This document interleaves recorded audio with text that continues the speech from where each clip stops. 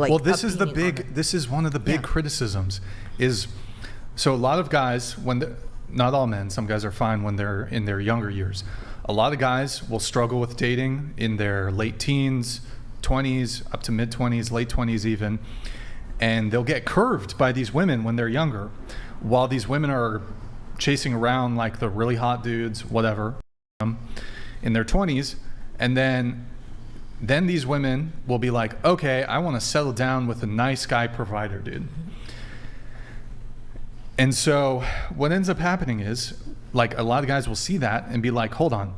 So you spent your 20s, arguably your best years, when you're most attractive, when you have the least baggage, the least trauma, the most feminine.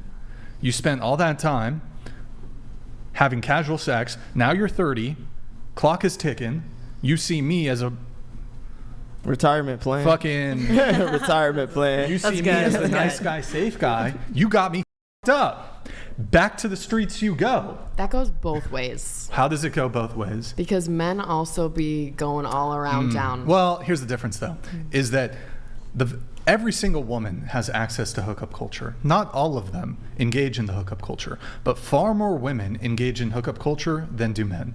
So what you end up happening is you have these hyper attractive men that'll fuck like 200 women, and then you'll have like a large portion of women who will have like 10, 20, 30, 40, 50 body counts, perhaps not quite as high as these men who are just basically taking the lion's share of the women.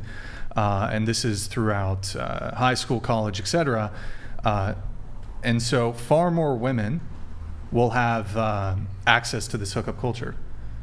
So if 50% of women are engaging in hookup culture with 10% of the men, who's to blame really?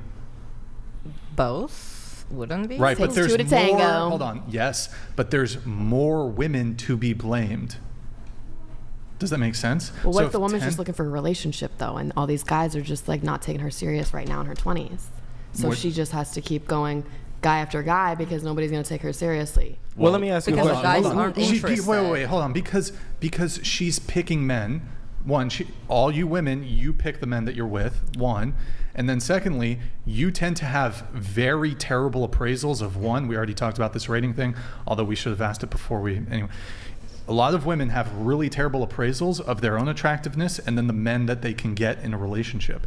So there's this differential whereby a guy will sleep with a girl he would never consider being in a relationship with just based off of her looks. So she could be like unattractive, but he'll still sleep with her. He'll keep her around for casual sex. Women typically don't do that. And so what ends up happening is you women have sexual access to men who are above what you can reasonably expect to lock down for long-term commitment.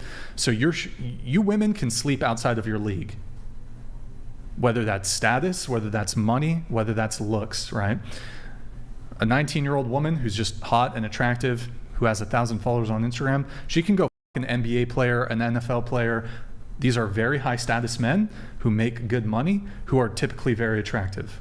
And so what ends up happening there is, whereas you think an average looking 19-year-old guy can out of his league?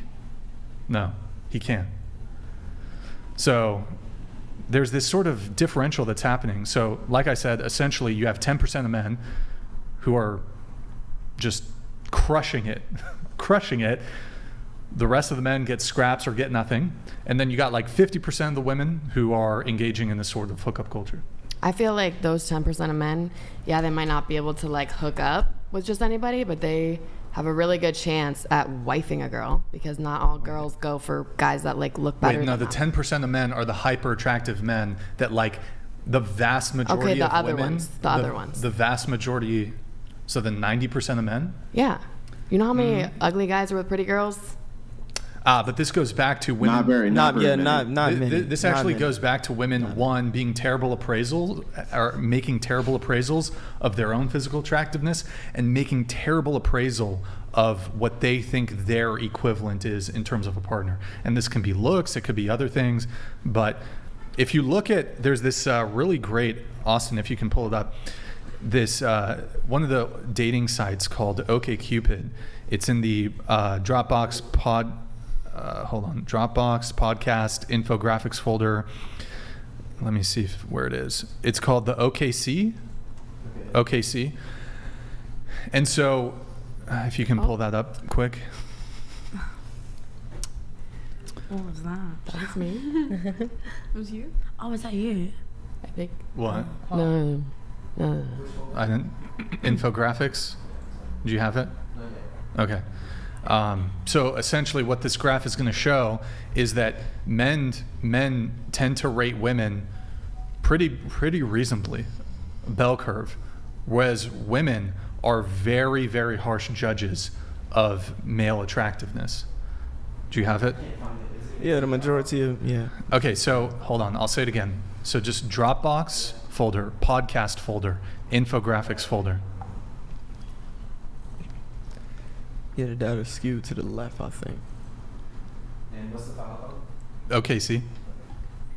I just have a quick question. Yeah. Like, does the way that the men actually present themselves and like their assertiveness, just because like with your case, for example, like they didn't go, they didn't like try, they were more introverted. Does that play any role in their like attractiveness and why they're not getting the women? That's the strongest predictor. Hold on, yes. sorry. What do you? I'm trying to pull it up, but it's not. Can you drag it? Yeah, let me try that. That's what you should do. You should drag it. Okay, go ahead. Go ahead. Yeah, she said, does extroversion play a role? A man actually approaching a woman and being assertive, and that is the number one predictor of the ability, a man's ability to get women. You have to approach women. Most men, the men that don't get women, they don't even approach women. That's what I said earlier. I said a lot of guys are scared to even approach women. Yeah, so the more women you approach, the more women you're probably going to get. Yeah, of course. Exactly. Yeah, okay, that's what I thought. But most men also don't want to play Russian roulette with their self-esteem too. That's true. Like most men do not have the corresponding conversational skills or charisma. So you don't think that's on men, that's the reason why they're not getting women? Women don't have it either. But They they don't have like- what? Most women. Well, here it's not a fair comparison because we go off their looks. Like no, but if a girl approaches a man, their level of success is just automatically going to be orders of magnitude greater than a man to begin with. So, and also men are typically not going to be like, most men don't get approached. So if a woman does approach a man, it's rare. Even if she's unattractive, he'll take it. He'll be very polite about it. Whereas most women are typically going to like, if they're not attracted to a guy, immediate like creep fear response. And like, it's going to, Legit. it's going, not only is it going to like, if there's other people around, like that's not a good thing. Let's pull it up really But quick. don't you think that women, Brian, if they want to be approached, tend to put themselves in a situation with a guy where they will be? So yeah, like I agree that most of the time women won't approach men for a date. But my kind of disagreement on this comes up when I look at dating dynamics. Women, if they want a guy and a guy's not approaching them, they seem to present themselves in such a way where they make it very well known that they would like him to. Yeah. Well, what And is the guy still does what is that. the context in which they are doing this? So it could be things like they just talk to him a lot more in a social setting than the other guys. They're a bit more flirtatious, things like this. Yep. They're not just like coldly walking over and approaching and saying, "Hey, hot guy, you want to go out to the moon?" Right? They don't do that, but it does seem like they put themselves in situations where they're around this particular individual much more to kind of signal to him that I want you to ask for more. Right? For example, the last girl, remember the girl that I was involved with all basically last year when I came on the show and I was like I was talking to her. The way that we started was when I was working at our university rec center as a student, she would run the track every day. And one day she ran by me and I turned around and looked at her, and when she looked at me, she gave me a little eye roll and smirk like, yes, like that. And I said, yo, come here, like that. And she got up and came to me. We started having a conversation, and then one thing led to another, and we just started dating. But had she never did that, I would have never known that she was interested. I knew she was interested. Well, because they I knew tell how to read it. their, I mean, at least when I was younger, like they tell their friends, right? And then their friends would, it would somehow get back to you in the grapevine and shit like there's they have ways of letting you know that they're interested without ever telling you they're interested. But I mean, so I think this would fall back to women's hypergamous nature. So they're going to do this for the top 10, maybe top 20% of men. That leaves 80% of men never receiving that sort of even covert sort of subtextual initiative, token initiative that women will display. So, I mean... But then are they showing the interest in that case at all? Those 80% of men, are they showing that they're interested in any way? Yeah, and they're getting rejected.